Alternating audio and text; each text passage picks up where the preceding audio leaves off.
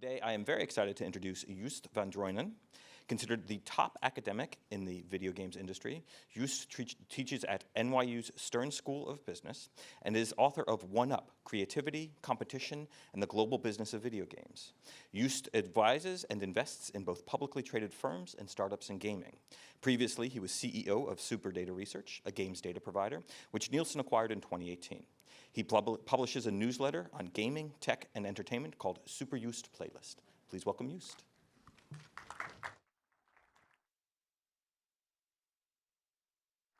All right. Good morning. So it's always a moment of truth, like who's going to show up, but this is great. I really appreciate that. And it's, for me personally, I guess always a moment where you say, like, well, is gaming a thing now, right? Are we really giving a rat's ass about video games at all? And I guess we are somewhat, so that's encouraging. We'll start at the top with another picture of me. Mike did an excellent job introducing me, and it's interesting, I guess, to be here today because last year was a virtual conference, and I really enjoyed the conversation we had at the time and the fallout and the wake of that conversation. And it's because I wear two different hats in daily life, right? On the one hand, I'm an academic, or like I like to say, I'm a recovering academic. I did a PhD, and that was all very cool because nobody was doing video games at the time. And so you end up kind of explaining to all of your professors all the time, like, well, actually, this is a thing that we should look at. If I had studied Shakespearean literature or low power FM radio, that would have been much more, exotic in some ways. But for me, that was really a moment where it's like, no, we have to study games. So long story short, I ended up teaching the thing as well at Stern. And I end up spending my time with a classroom full of students that are both from the business side as well as from the creative side, right? At NYU, we have the Game Center, which is this marvelous place where people make incredible things. And then we have these genius students from all over the world from the business school to kind of put some wheels under it, to quantify things and to build businesses around it. So that's my one hat. The other hat is that I end up sort of accidentally being an entrepreneur. I have a really hard time working for firms, especially large firms, because I don't play nice with the other kids, I guess. And it comes down to fundamentally being an entrepreneurial lifestyle where every time there's a question, you find that there's this vacuum of data. There's this vacuum of information, of insight. And that then turns out to be, of course, both a profitable proposition where you can build things, where we can find new innovation, where we can ask new questions at the same time. There isn't really any guardrails there. So that's kind of why I rely very much on the conversations in places like this, to learn more about what all of you are up to as well, of course, to kind of get a sense of what's out there, and to kind of build a dialogue that goes a little further. So, for those of you who in the next hour still won't have had enough of me, come say hi. I'm doing a book signing. You should come check it out. I'd love to hear from all of you, of course. So to start really, and to give you the big idea, I'd like to start at the end of the talk so that even if you fall asleep halfway through, you've at least got your broccoli out of it. And the idea is this. Games have for so long been on the fringes of the entertainment spectrum. Right? It was always this weird, antisocial, weird, Cheeto dust-covered behavior that people would do in their basements, at their parents' house. They'd play shooter games. They're very weird demographic that did this. And since then, games have gone mainstream in a big way. Since then, games have become this massive market, of course, but also something that culturally is much more significant. So currently, the world has been enthralled somewhat by this game called Wordle. I got today's guess in 4 tries. It was a tricky one because I'm an idiot. And so every day it's a good struggle. What's exciting about this game is 2 things. On the one hand, it's a very simple, enthusiastic little game, right? You guess a bunch of letters and then hope to make the word of the day. Every day you get only 1 word, and it connects you by way of easily sharing it socially through social media with all these other people. And so once a day you just kind of check in, see where you are, see if you can meet the challenge. And it connects us it provides a certain social fabric at that. The other thing that's exciting for me about this is, of course, then that the story behind it is it's a single individual who just kind of tinkered around. Somebody was just making a cool game that they enjoyed making, that was really fun to do, and shared it initially with some friends and family, and it kind of took off from there all the way to the New York Times acquiring it. And so the big idea then is this, that games have really become this center point of daily life, right? It's the thing that we do to share with others. So often do we focus on mechanics, so often do we focus on the monetization or the business components, but really the social fabric is what makes games exciting. So then let's start at the beginning with the landscape a little bit. So 2022 came through the door with a bunch of noise, with not just one, with 3 acquisitions. In very rapid order, we saw Activision Blizzard getting scooped up by Microsoft. We saw Take-Two, one of the largest publishers in North America, acquire Zynga, which is the largest mobile game publisher. And then, of course, Sony, not to be left out in the cold, acquired one of these brilliant studios called Bungie. Within a single swoop, within a course of 3 weeks, we saw more transactions in terms of value, totaling $81 billion than we had seen the entire previous year. So we have this incredible momentum. Right? There's this incredible moment in the industry where all of a sudden, all this stuff is happening at the same time, and the numbers are just overwhelmingly large. Of course, then, that's not just a result of the last 12 months. We've seen this over the last couple of decades, in fact. This is a bit of my I told you so slide. This is the one that I would show my parents when they say, when are you getting a real job? Well, as soon as this gets smaller, I'll go look for another job somewhere. And lo and behold, I was right. So that's encouraging. But really the takeaway from this slide is the transition that the games industry has undergone, that we've seen that's so unique and so special, I think, about it, is that it's moved away from a primarily product-based model where you would buy a disc, where you would go and get a console, go home, and then put one in the other and spend the whole day in the middle of your living room, all the way to a service-based model, right? So now suddenly we play on our phones. Now we can download hours of content for free on any device, right? Cloud gaming is on the horizon. It's really taken off. And so suddenly these new revenue models, these new business models emerge, and the games industry, unlike any other entertainment industry, manages to really take advantage of that, to offer these incredible experiences. The counter story of that, the other side of the coin, is of course that when we look at especially younger audiences, and I borrowed some data here from my former employer, is really the idea that most young audiences, they don't really watch TV anymore, right? Conventional forms of entertainment, conventional forms of media, they don't really manage to reach audiences in the same way as they used to. And you see that slow decline and that mental inertia that exists among, of course, television broadcasters, radio programmers, but also advertisers that consistently want to hold on to it, but really, of course, the boat is sinking and they just need to find a way to get off of it. A next thing that really happened that I think is relevant is this spaghetti slide for you. Don't bother with the little details. The orange tells you one thing, which is over the last 20 years, we've really come from a market dominated by content providers to a market that's dominated by platform holders. Platform holders like Google, Apple, Microsoft, Sony, et cetera.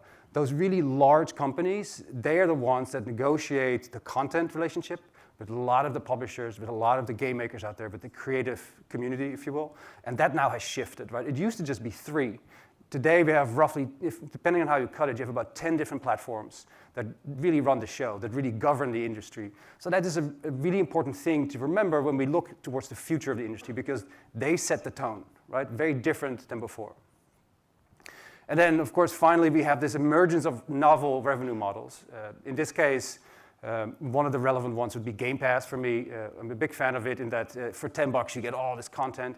Sony, not to be outdone, is apparently, allegedly, coming up with its own new version of it with PlayStation Plus. In March, we should be hearing about this. And every meaningful publisher out there has its own subscription service. And the reason they do that is, of course, to not just have something to say during an earnings meeting, but it's because in a very loud and cacophonous media landscape, it's difficult to marry consumers to you. And the best way to do that is to get them to subscribe, right? Subscription revenue is a great way to kind of say, well, these are our loyal customers.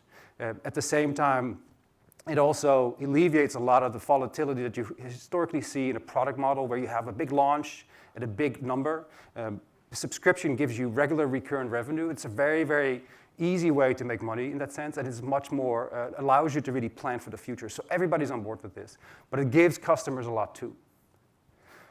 But that doesn't mean necessarily, right, if that's the landscape and if everything is going up and to the right, doesn't mean that we're sort of above the law of the basic economics, right? In the last couple of months, I would say the last 6 to 12 months, there's been this tremendous slowdown in the supply chain throughout the world, not just for video games and consoles and so on, for everything. But you see that there's starting to be this incredible shortage of just logistic blockades and difficulty getting PlayStations into people's hands. I still don't have one. which is the reason I have this slide up at all. It's like, please, Sony, send me one. At the same time, of course, there's also the problem with chipsets, right? So we have this incredible glut previously, and now suddenly there is not enough chips out there to build all this stuff. That makes it so that as the economy sort of progresses, that people have the disposable income, but there's just not enough to supply them. That will further push, of course, people towards digitalization, but it also raises a bunch of questions. One of the conventional problems that we've seen in the games industry, and this is where I think the current industry deviates from what we've seen before, is that to really mess this up, to create a big problem in the games industry, you'd have to overpromise and underdeliver. And of course, the poster child of that has been Cyberpunk 2077, which is this beautiful game. I was so excited. I'm totally into that Blade Runner universe and the neon lights and that whole first-person narrative. That's a lot of fun. However, it didn't really strike a chord, right? And the reason was because they had too many delays, and when the thing actually came out, it was full of bugs. It was riddled with this, crappy content. It was distracting, and it ruined the immersion. What's conventionally then, of course, the reaction is that these companies lose money, right? And so here you see, for instance, that the market capitalization of a company like CD Projekt Red, the publisher of Cyberpunk, lost about half of its market capitalization from 12 billion to 6 in the course of just a few months, because you really live and die by the quality of your products. Ascension then into the industry, and ascension of the industry, I should say, is a whole nother level, right? So while companies like CD Projekt Red are held to a higher standard, and they really have to meet these incredible expectations for consumers, at the same time, you also have people starting to scrutinize and look into, like, well, who is out there making these things, and what are they about? So a big theme over the last year, finally, in the industry has been, what's the deal with workplace toxicity, right? So Activision Blizzard, sort of in the lead up to this acquisition that it's happening now, has been having a lot of trouble with the inaction from its senior management in dealing with repeated outcries of people saying, I work too hard, there's all this misogyny going on, there's this glass ceiling that I keep slamming into, why isn't anybody dealing with this? And so the same companies that create these great experiences also tend to be, sort of very male-dominated and have these weird ideas, this weird work culture, and people are not putting up with that anymore, and they did for a long time. So now we see the first moments of what could ultimately be unionization in the industry, where people have better work job protection, they have better rights, and they have a better sense of being valued in an organization like it. And of course, the market responds very well to this. They say, well, no thanks, right? So you see here, compared to the Standard & Poor index, Activision drops in value immediately because people don't want that. And so in other words, this is not to just scapegoat Activision, but it's to give a sense of, like, where previously we were on the fringes, now we're being held accountable. Now we're being scrutinized like a big, grown-up, big boy industry, right? We're an adult now. We have to really keep that promise that we made to everybody. Another thing, a good thing, if that was a bad thing, I guess, a good thing that has been happening in the industry is the fact that now we start to see this interest from adjacent entertainment categories. So for instance, here we see Uncharted, the movie, with, of course, Marky Mark. I always think of him as Marky Mark. It's like, it's so hard. Like, he's a great actor, he's a wonderful guy. This is like, that's how I got to know him. Marky Mark. And, Uncharted, of course, is this real riff on Indiana Jones style adventure movies that made it into a game, and now they made a movie off of that again. And you can start to see that there's lore here. You can start to see that there is quite a bit of content that people want to engage and see. And it's not just because it's fun, it's also because economically it becomes viable now, right? The industry, now that it is mainstream, has amassed an audience that is willing to spend the money, that's willing to go out there and try these things out. So if you compare just 2 decades to each other, from one to the next, you see this tripling of profitability between the movies that have launched in the last 10 years compared to the 10 years prior. One of my favorites in that context, of course, is not just movies, but it's also TV shows. So Netflix did a whole thing with Riot Games around the franchise for League of Legends. And that was, of course, Arcane. beautifully rendered, hand-drawn, just amazing. I'm not a big League of Legends player because I know myself, once I hit level 10, I was like, I need to get out, otherwise my wife will divorce me. It's just not the right path for me. But it's a beautiful game to play. It always lacked the background, right? Compared to, say, a World of Warcraft, it had like this extensive lore and this canon behind it. It was always kind of unclear why everybody was so angry with each other in a game like League of Legends. And so now we're finally starting to expand on that universe. The same thing, of course, happens with The Witcher, based on these books written by this Polish author, then made into a game and now picked up by Netflix. You have 2 seasons of this with a bunch of famous actors and actresses in it, of course. But we start to see this deepening, this expansion of the canon. Halo then, I just finished, I shouldn't tell you this, but I just finished Halo Infinite with my 9-year-old. And it's a really fun game, right? So now, and it's like 5th generation shooter game in space, and it's all kind of cool with the aliens and the sci-fi. HBO picked up the license, and they're going to make a series around it. And for the first time, we're going to see, who's behind the helmet, kind of thing. And it expands the franchise. It expands the intellectual property. And so the question then is, okay, should we make a movie? Well, why don't we make TV shows, right? And all of a sudden, in the last 5 to 10 years, you see conventional entertainment companies take a liking to the IP that has been coming out of the games industry. That hasn't been the case before. The budgets that these companies bring to it, of course, are substantial, and you can imagine that these now become, new participants in a market where previously they weren't. If all that attention from other industries caught anyone's attention, showed up on anyone's radar, it's Lina Khan, currently the chairperson at the FTC, a brilliant legal scholar from Columbia Law School. When she was still a student, wrote this amazing paper about how to legally address the problem with platform and double-sided platform economics in the case of an Amazon. Conventionally, when it comes to like markets and monopolists, the dynamic has always been around, well, how does it end up being a bad thing for consumers in a multi-sided platform model? Of course, I can give you this for free, I can subsidize here, and then I'll charge you somewhere else. And so that is that fair competition? Is that a fair way to run a business? So Lina is one of these few scholars, one of these rare scholars that has an answer to that, and she was then put into place to lead the FTC on this. However, of course, that happens to also immediately draw the ire from the games industry.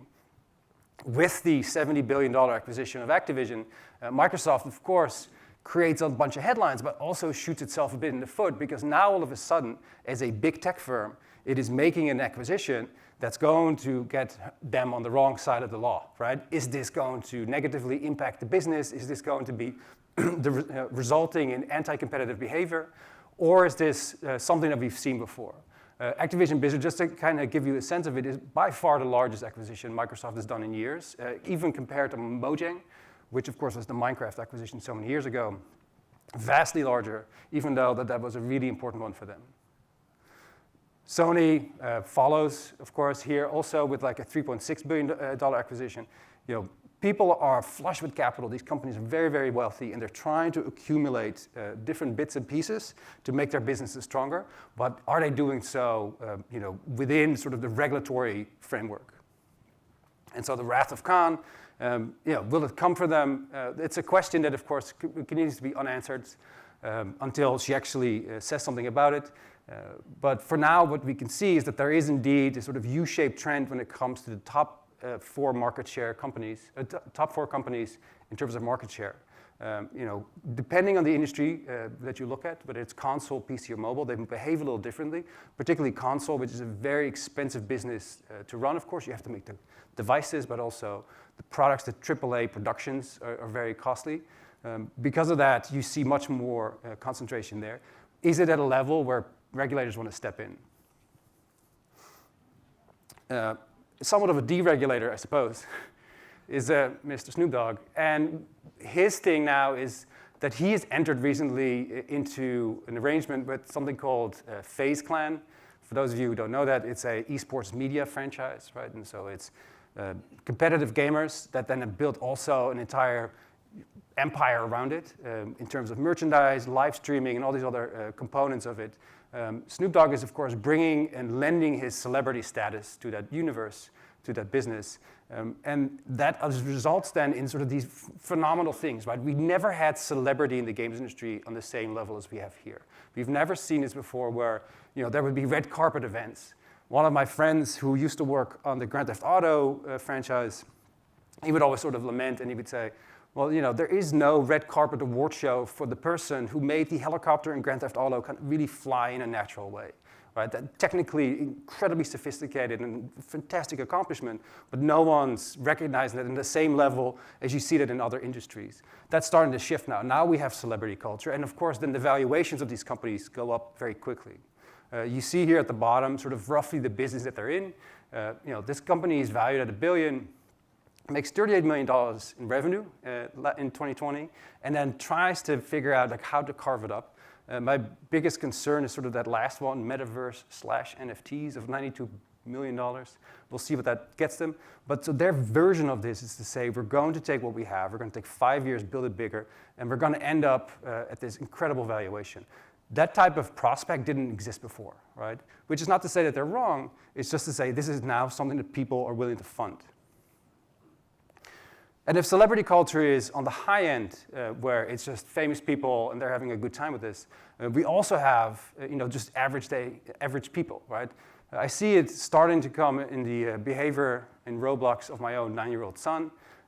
But for younger audiences, it is much more natural, much more intuitive to want to present themselves in a certain way in a digital setting, right? The idea that you meet others and that your social life takes place online means that you're going to want to come across in a certain way, right? You're going to have to think about how others perceive you in some similar way that you would usually do in daily life. Did you brush your teeth? Did you comb your hair? Did your pants on or whatever? All those things that you would usually check before you leave the house. Now people make an effort to do that in a virtual space as well. And so the biggest category for luxury personal goods, it then tends to be, of course, younger audiences, right? So that then becomes a very fertile piece of new ground for the industry to look at. And of course, that's not something that's about to happen, that's already happening, right? So we see the UK Fashion Awards creating a category just for Roblox fashion designers, awarding the winner, what was it, the CMO for Gucci, was actually the person that handed out the award for this Roblox creator. And so you start to see that it's not just professional teams that make these things. It is everyday people that start their own little business in this creator economy, sort of writ large, right? This sort of first iteration where they can get the recognition and possibly the revenue, of course, as well, of making things that people really enjoy to use in online environments. So if I've taken you so far where we've sort of talked about things go up and to the right, and then we have some challenges with regards to regulation, if I've told you about some of these drivers and new territories that are available to us as an industry, then I also have to tell you about the part where things don't always come as easily, right? As games become a format and a platform in which we live together, spend time together, and have a dialogue of sorts, and have friends and marriages emerge in these environments. They also become center of our lives when things don't go so well. And so I say this, it's hard to think about this now, because for so many reasons, and just last night I had dinner with a friend of mine. He has two teams. He has a team that works in Belarus, and he has a team that works in the Ukraine. And so he's trying to figure out where to put his teammates. Suddenly now he has to deal with this one person that just bought a house and now can't, right? And it's one thing when we talk about an abstraction that's far away. It's quite another thing when it's the people that you work with remotely on a daily basis. And so I guess what I'm saying with this is, over the years, you talk to people, you work with them, but those relationships exist as well, right? Those are real, virtual, but real relationships. And it's difficult to then hear them say, here's how we deal with this. Here's what I'm dealing with today. Sorry, that kind of came from the side. The thing for me that kind of struck a chord was, of course, then have the Deputy Prime Minister acknowledge this and say, look, people in Russia are getting affected by this as well, but we have to take a stand, He implored that Sony, Microsoft shut down game accounts, and suddenly the games industry now plays a role in this geopolitical conflict. No longer do we just make games about them, right, in terms of a Call of Duty that takes place in the Middle East. At the same time, we now have to think about what it means for our teams, for our talent, and how we negotiate them. How do we deal with our consumer base? And it's encouraging then for me to see that really what's happening, of course, as I see it, and as I believe it the case to be, is like this single individual running a campaign. It's a single player campaign, and the antidote for that is a multiplayer effort, right? Someone who is just making a big mess in a part of the world, and then you see people, go against it by coming together, by joining together. So this is a buddy of mine, Sergey Galyonkin from Epic Games. He set out and he raised a few $100,000, but it's just so nice to see these efforts come together, right? It's not just we make a bunch of money off of this audience, we also want to put in, we also want to help. And so that's where I think that gaming can go.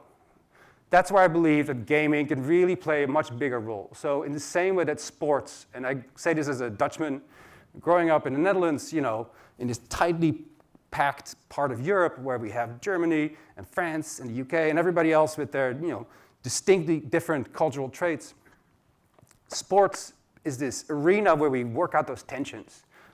Sports are those moments of nationalism, and we can stand side by side, and we can kind of get it out of our system. And last year we beat that team, haha. And that's all that it needs to be, right? And then we can get along the rest of the time. In the same way that sports does it, I think games can do that too. I think games can be this sort of social fabric where we don't just expand into entertainment, where we don't just have a jolly good time, but we can be much more meaningful, much more caring for each other in that context.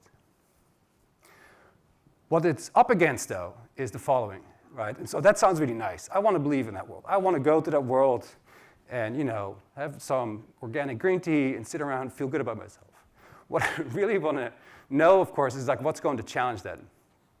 And the following thing, then, if I told you about all those economic drivers of change, here's sort of where I see the future go. Convergence in the gaming industry is going to make things much more mediocre than it looks today, right? Game companies that have taken risks, that have built these blockbuster franchises, they're going to be managing for margins very soon. So one example of that is, of course, Angry Birds. What you see in a company like that is very simply put, is like they were never able to move past the success of their one franchise. And they tried, and they can't, and they try, and they fail constantly. And it's a very difficult thing to do. And what happens, of course, is then all it becomes is, how do we extract more value out of things? How do we build something that's bigger at the same time, without risking too much of our existing capital on something that's going to fail inevitably? Another way to put that is to say, okay, well, we're going to do economies of scale. In a very simple way, the games industry has been using all of the access to cheap capital to acquire other units, to acquire other companies out there, to build this massive array, this huge catalog. So Embracer is a company in Europe.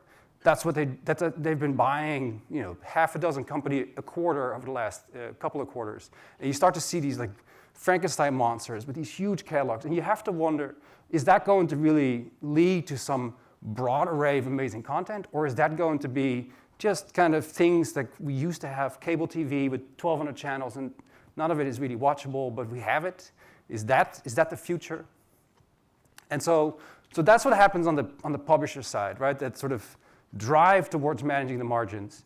The platform holders, and I described to you already the acquisitions that some of them have made, they tend to, of course, bulk up as well. They want to be everything to everyone. They're building subscription models. They're building these huge inventories of content. Is that the way? Is that going to drive value? The fact that I can play some really old-fashioned game from 20 years ago? Or is there more to it here, right? The best example, I guess, is really Epic. Well-funded, valued at $42 billion a year.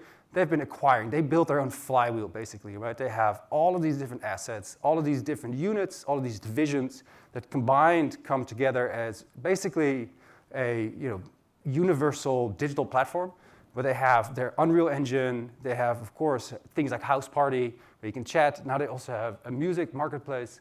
And then more recently, they started doing things like fashion workshops with like Fabricant, this digital fashion maker. Really interesting stuff, but they're clearly trying to become everything to everyone. Where the gravity point really shifts for me is that we now also have non-endemics, right? So all of those companies that I've described previously, of course that includes music, of course that includes film, live streaming platforms, video makers, Netflix, HBO, but also brands, right? Fashion brands like Balenciaga, Gucci, etc. And of course, that also includes crypto and blockchain. So as we sort of venture into Web3, the question really becomes like, okay, what are they going to bring to the party here? Are they going to really deliver some new mechanics, some new economic system, some new way of creating content? Or is this some additive, accretive revenue driver? And it seems to be, in many ways, that right now, for the stage that they're in, most of these companies, and I'm picking here on crypto, for instance, that really gaming becomes this asset that they use to drive a different, broader revenue model.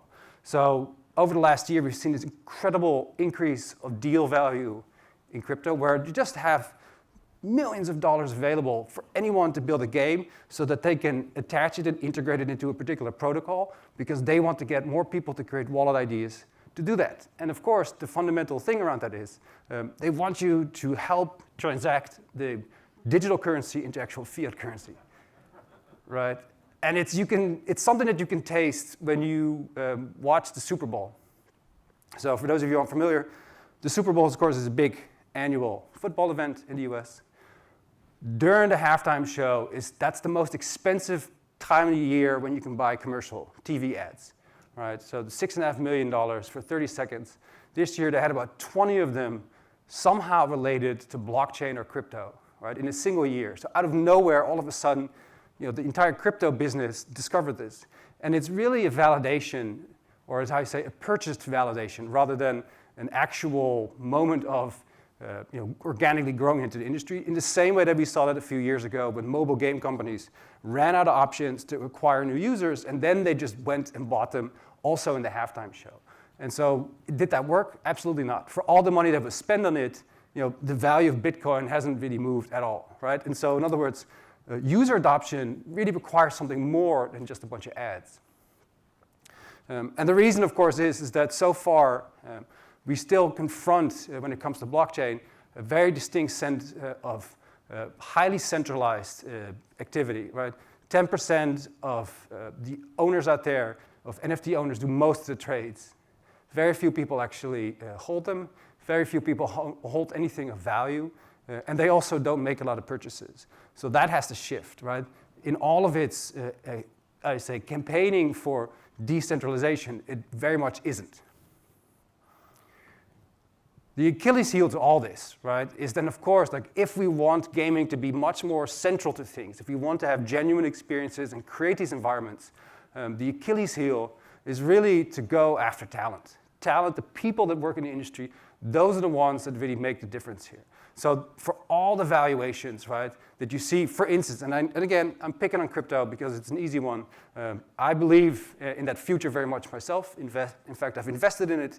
At the same time, what you, of course, see is that for all the big numbers that you have on the board, there's very few people that actually are working on this to deliver the value, right? Even these vastly expensive companies, they have a few dozen employees somewhere around the world. It's insane in terms of economics.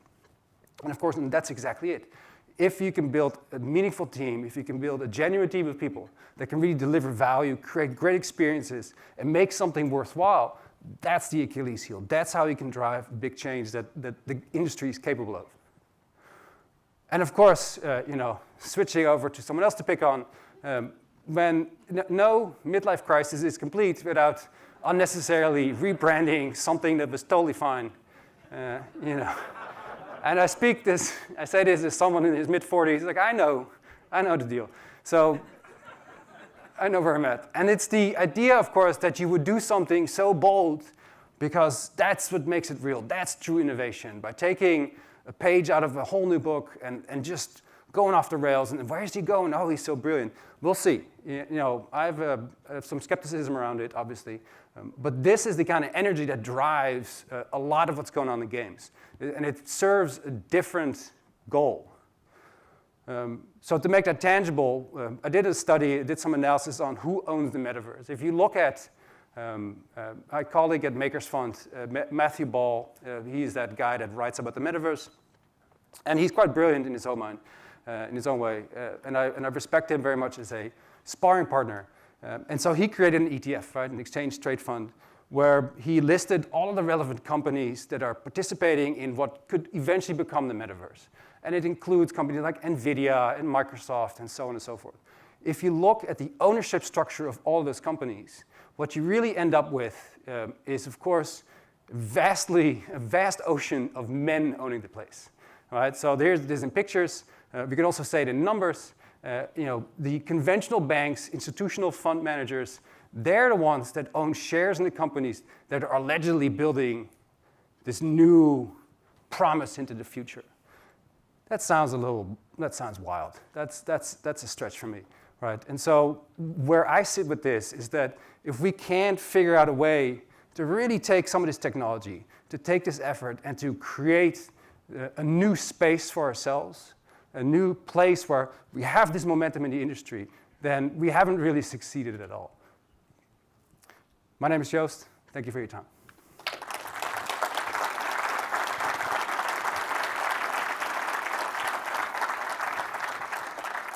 I'm told there's time for questions. If you have any, I'll be happy to take some.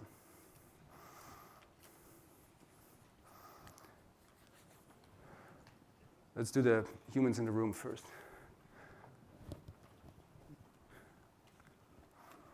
Oh, look at this.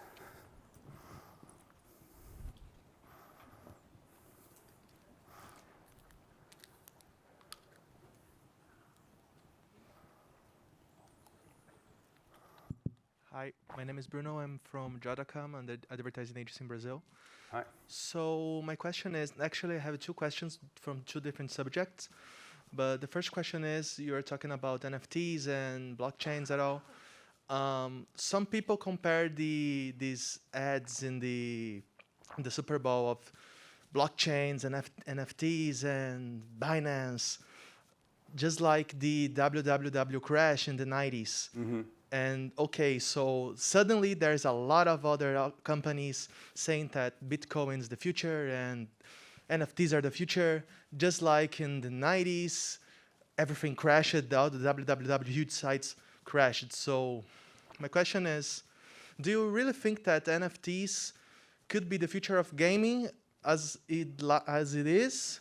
Or is just a bubble that's gonna burst when people notice it that, okay, NFTs is not just like having an item in, I don't know, in a game or in an RPG, you know, MMORPG. Right. And my other question is, we talked about a lot of video games and consoles, but we saw that in China, the market is huge about mobile gaming. Yes. And there's my two questions. Do you think NFTs are the future for gaming, just like Ubisoft is already watching it? Mm-hmm. And mobile, you think that consoles are faded to death because of mobile, and suddenly China is having huge and billions of dollars in mobile and cell phones? I'll answer that in reverse. Those are excellent questions, right? And I left them out here because it goes down a path that could be in our conversation. So the first question, or rather your second question, is like, are we there in the industry's history where the death of the console is imminent, right? Mobile is so powerful and it's so popular. Is that going to put out of business these conventional models? And the answer is no, right? It's not just because of supply chain issues that Sony is having a hard time getting PlayStations in people's hands.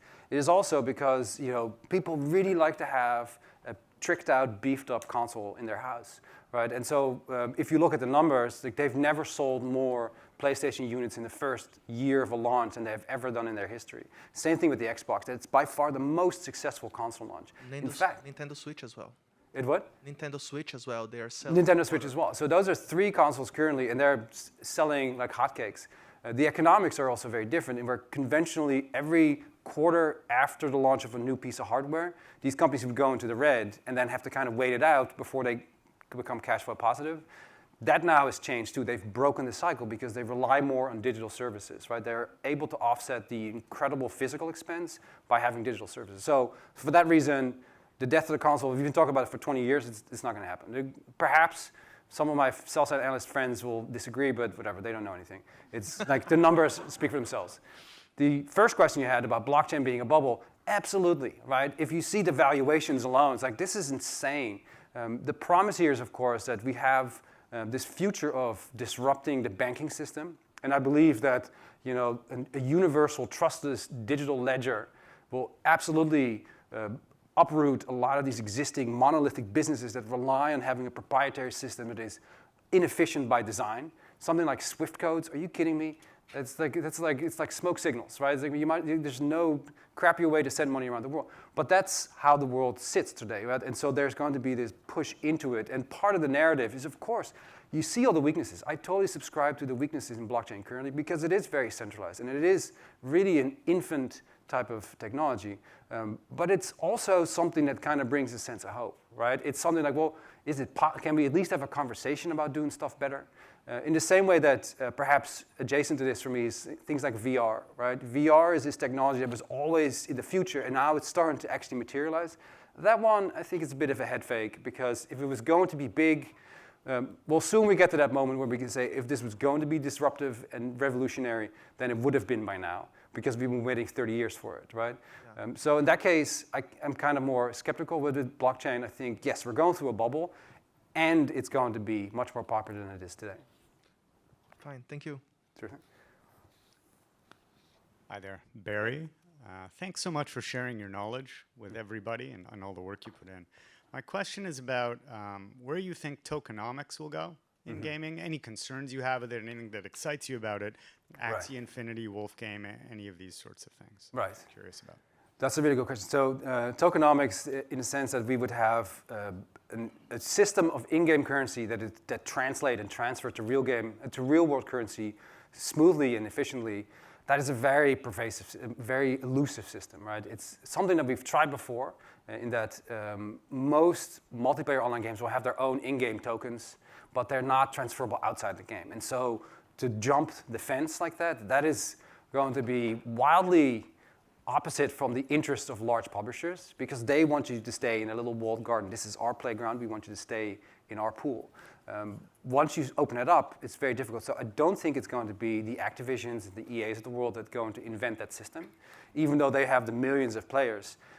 They'll treat it the way China treats crypto. Right, exactly. And so they're going to be very difficult to work with, to say it in those terms. I think something like Sky Mavis with Axie Infinity really proves out it's possible to do it, but you have to have more depth to the game. Now, and it's also an answer to the previous question about blockchain being a bubble. Part of the reason I think it will work long term is because people have naturally collected things and wanted to own things. They're just digital assets. 10 years ago, we had a conversation about, well, people will only want to hold on to a physical copy of a game, and now they're all downloading it anyways. So the same thing will go with digital currencies, and of course with tokens in that sense. So I think Axie Infinity was a bit of a flash in the pan, because once average revenue for a player fell below minimum wage in like Malaysia, all of a sudden everybody stopped playing the game. And so their motivation was clearly just to make money, not to play games. Right. So if you forefront the finance piece of it, then it will fail. But if you make it fun and rewarding first, then it has a chance to sustain. If that answers. Thank you. Hi, my name is Simone. I'm from Munich, Germany. I work for an institution that supports video game developers in Bavaria. So we have a lot of small indie game developers. Right. And my question would be, what would you recommend those small game developers do to participate in the creation of the metaverse, so we don't have a metaverse that's made by big tech? That's a good one. I know Germany is excellent when it comes to subsidizing its industry, right? So over the last couple of months, I've been having a few conversations at conferences there where you have government officials sitting in rooms and I go, how can we help, right? It's the largest economy in the EU, but somehow it's fallen behind on Nordic countries and everywhere else in terms of what they put out as a cultural industry. When it comes to the metaverse, I think money should flow into design programs, and should really open up a much broader conversation in terms of who is going to be part of the STEM programs in a country like Germany, because they too will have to have their own corner of the world. So I would look for government subsidies that worked really well, for instance, in the film industry in France or in the games industry in Finland. Germany could accomplish the same, but they would have to build it a little long term. I would only add to it that you don't call it the metaverse per se, right? I think but that's a good tentative name for now. I think it's really investing in technologies that are going to be part of everyday life down the line, right? So the idea that you would have digital fashion designers, well, they need tools too, right? So who's actually making that? Are they using Unreal Engine? Are they using Unity? Or is there some open source version of all this? And how is that going to build? I think that's an industry that is yet to be discovered, and a country like Germany is big enough and rich enough to subsidize these things. Thanks. Hey, I'm Tim Dwyer. I'm curious about, as you look at the media landscape, and Riot is getting into the bed with Netflix and Arcane, which was pretty incredible opportunity or show, full stop. Where do you see that evolving to from here? The film and television industry merging with gaming in a real way. So. Right. So the companies that are at the forefront of this are companies like Netflix. Netflix gets valued purely on their subscriber numbers. Last quarter they were down, and they lost 30% of their value immediately because everybody thinks all hell's breaking loose. So in other words, these large tech platforms, whether they are just in a particular entertainment category or they're much broader, like a Facebook or whatever, Meta, God help you. It's they're incentivized to capture all of these industries. And gaming is the one where everybody finds traction with particularly younger audiences, with a vanguard of audiences that are willing to try more. And the IP is incredibly valuable, right? So if you look down the lines like a League of Legends, there's 120 million monthly active users at its peak. You can't really go wrong. Some fraction will watch this stuff and will sign up just to watch it. So for all those reasons, I think it's the tech companies that are particularly beholden to a subscriber model that are going to be very incentivized to spend more and more to keep their catalogs interesting, and they are going to leverage whatever they can get their hands onto. There was also that Kanye West documentary recently, right? So they also lean on music. They go after all of them, but gaming is now one of them too. Do you think it's an acquisition thing for Netflix? Like they'll just get Riot. I'm thinking about Disney owns Star Wars and Marvel. Netflix doesn't have a massive IP that they merch yet. Like that there's a flywheel. Right. There's no who's Darth Vader at Netflix, right? Right. They're not buying Joe Exotic plushes. So they are buying companies though, right? So they bought Next Games recently, and so they are trying to figure out what's the sweet spot between, on the one hand, having, say, a television show like The Walking Dead, and on the other hand, having a cool game studio that makes something cool and innovative around it. Mm-hmm. That's the type of acquisitions they're making. These companies that know well how to work with game IP and TV IP, and in both directions. Right. So that's where they're spending their money. Thanks. Hi, I've got a two-parter incoming. Part one, what do you see as a realistic timeline for quote-unquote metaverse mainstream adoption as a gaming arena for people?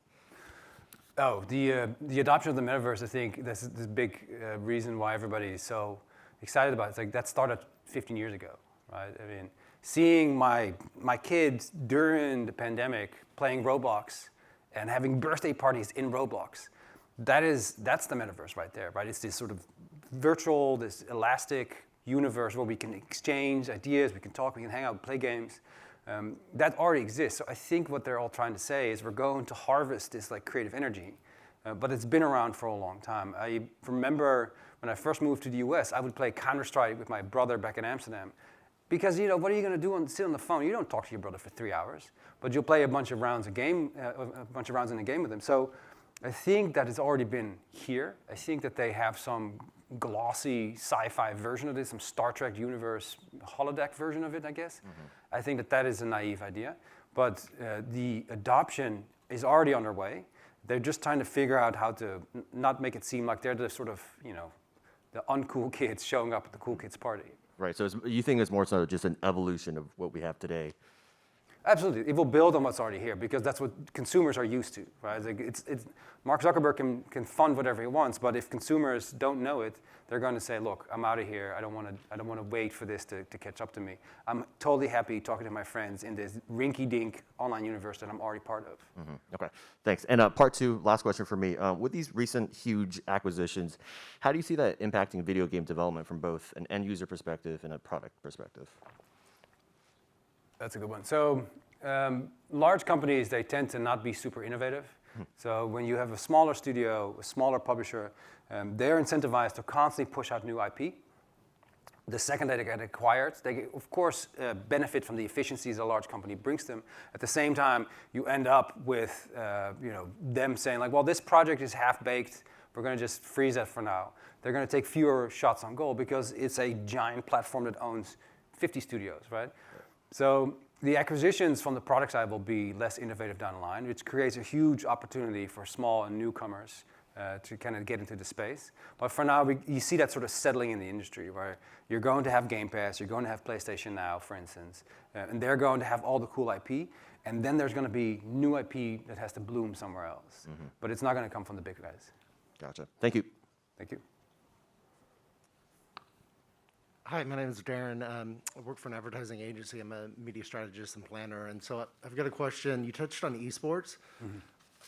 I'm wondering if you have thoughts on the future of that, like as you think about franchises, whether it's people playing on Twitch or whether it's people selling out arenas.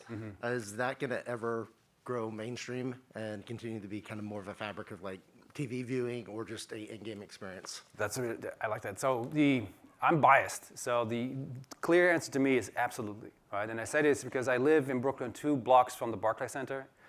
And so to see, both, I went to a few boxing matches there with some friends, and you drink a beer, and that's cool.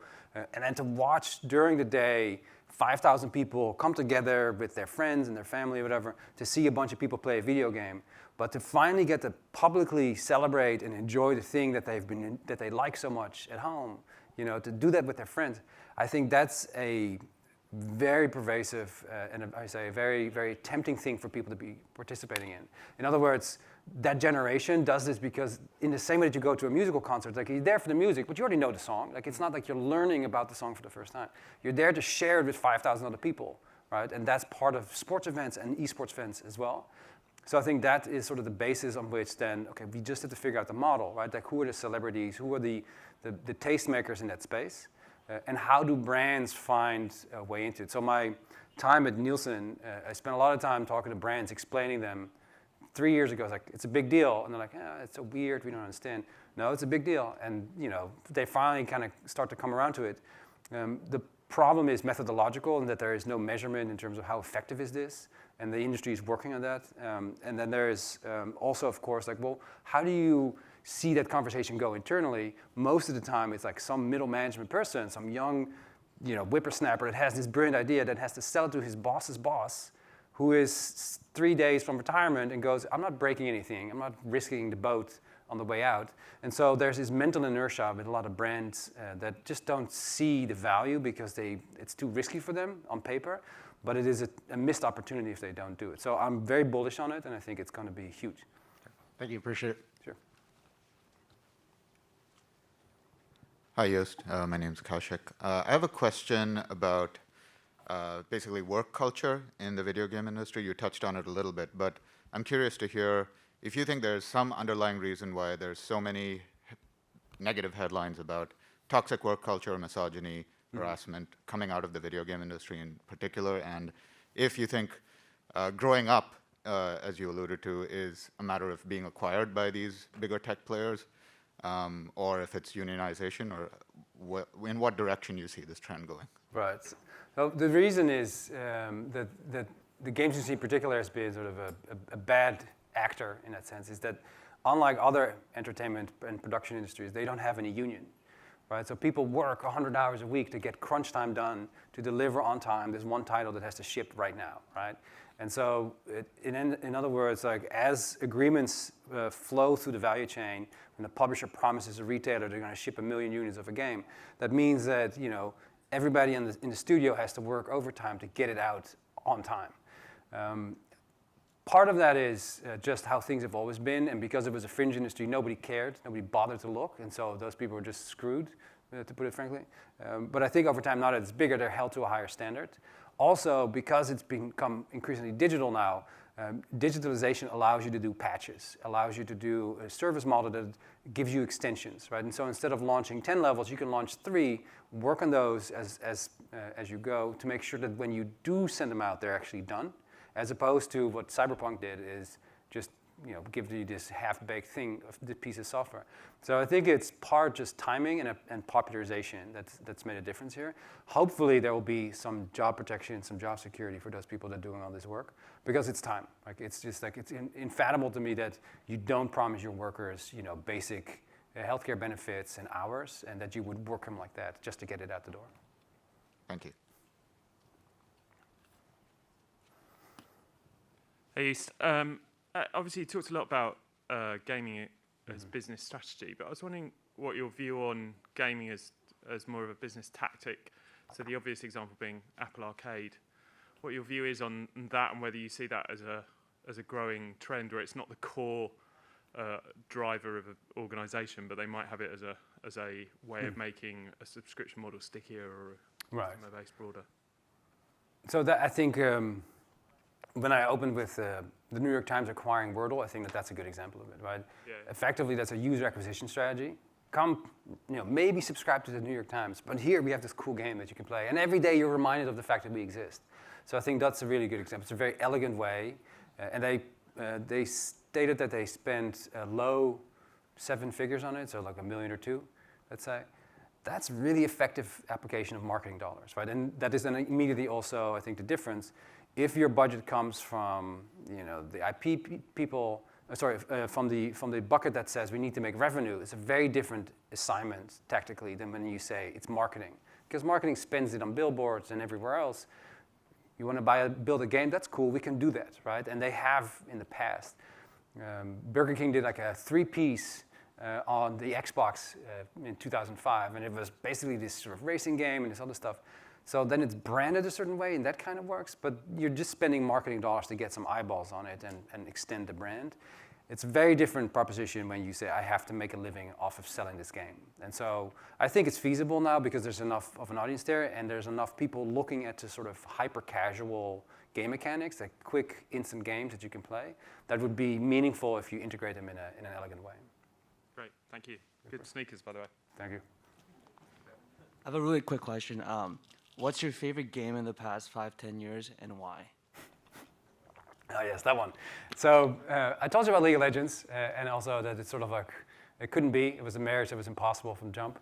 Over the last 5 years, the one that I keep coming back to is Doom.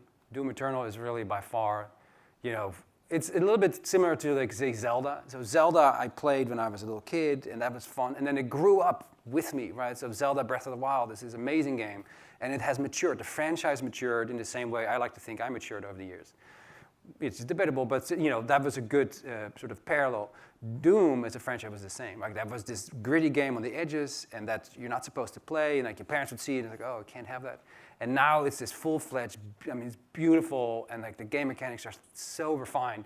When you see it, it's of course a big mess of shooting aliens in the face, and it's all very aggressive and violent. But there is this purity in it, and so game mechanically, that one is the one where I really keep coming back to. Thank you. Thank you.